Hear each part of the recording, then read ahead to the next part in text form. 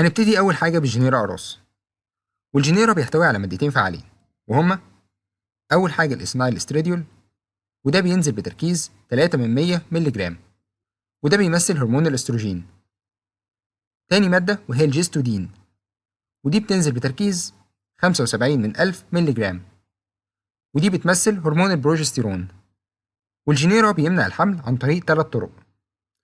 أول حاجة إنه بيمنع إطلاق البويضة من المبيض، كمان بيعمل على زيادة سمك الإفرازات الناتجة من عنق الرحم، وده بدوره بيصعب مهمة الحيوانات المنوية إنها تخش الرحم.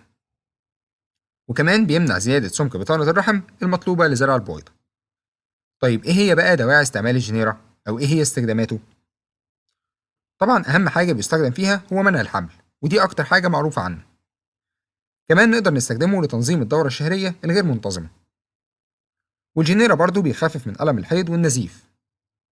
وكمان الجنيرة تقدر تستخدمه لتعويض كسور الغدة التناسلية الأنثوية.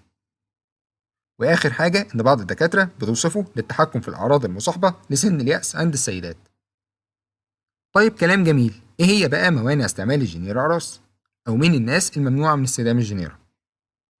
أول حاجة ممنوع استخدام الجنيرة للستات اللي عندهم ارتفاع في ضغط الدم. كمان ممنوع في حالة وجود اضطرابات في الغدة الدرقية.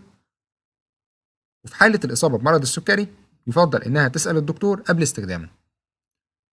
وكمان ممنوع في حالة وجود خلل في وظائف الكبد أو الكلى.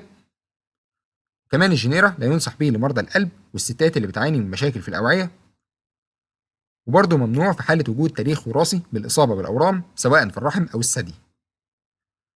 وكمان لو ظهرت عندك أعراض حساسية من المادة الفعالة فواجب إن أنت توقفي الدواء ده وتبلغي الطبيب المعالج.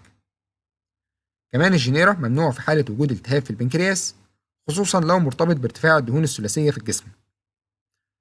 وطبعا الجنيرة ممنوع يتاخد تماما في حالة الحمل أو في حالات الرضاعة الطبيعية. خلينا بقى نعرف إيه هي الآثار الجانبية للجنيرة أقراص، أو إيه هي أضرار استخدام الجنيرة أقراص. أول حاجة ممكن يسبب اضطرابات في الجهاز الهضمي، زي وجود غثيان أو الإصابة بالإسهال أو وجود آلام في البطن. كمان ممكن يسبب ارتفاع في ضغط الدم، وبرضه ممكن يسبب صداع شديد في الراس، وممكن يسبب تغيرات في الحالة المزاجية، وكمان ممكن يسبب شعور بالألم في الثدي، وبرضه ممكن يحصل نزيف غير منتظم من المهبل. وآخر حاجة إن بعض السيدات ممكن يسبب لهم زيادة في الوزن. طيب إيه هي بقى جرعة الجنيرة أقراص؟ أو إزاي تقدري تستخدميها؟ علبة الجنيرة هتلاقي فيها 21 قرص، وجرعتها بتكون قرص يوميا لمدة 21 يوم، بعد كده بتفصل لمدة 7 أيام. والسبب إن إحنا بنقول لها توقف الدواء لمدة 7 أيام عشان يحصل نزول للدورة الشهرية. وبعد ما تفصل المدة دي تبدأ تاخد الحبوب مرة تانية مع الدورة الجديدة بنفس الطريقة.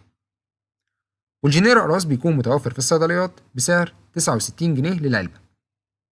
وخد بالك إن الجنيرة بيكون ليه بدايل كتيرة بنفس المادة الفعالة، زي الأندوسيبتيف والفيموجيسال والجسترانيل والجينوسيبت والليندينيت. ويعتبر بدايل الجنيرة أرخص منه في السعر وبيأدوا نفس الوظيفة بالظبط.